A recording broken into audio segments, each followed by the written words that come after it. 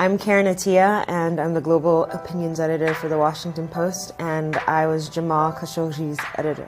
I got this column from Jamal's assistant a day after he disappeared, and it was the last piece of his that I edited for The Post.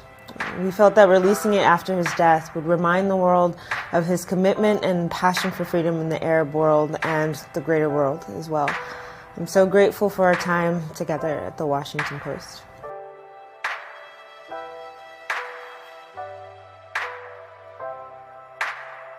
I was recently online looking at the 2018 Freedom of the World report published by Freedom House and came to a grave realization.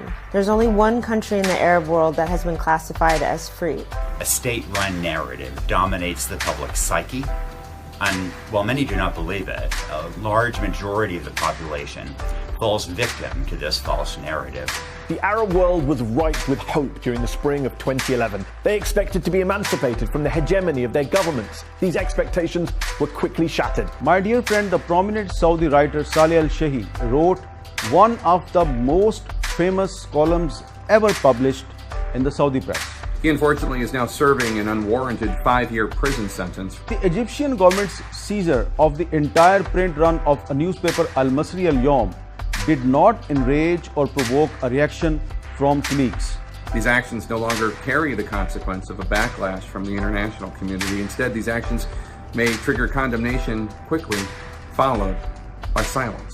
ونتيجة لذلك فقد منحت الحكومات العربية حرية مواصلة إسكات الإعلام بمعدل متزايد.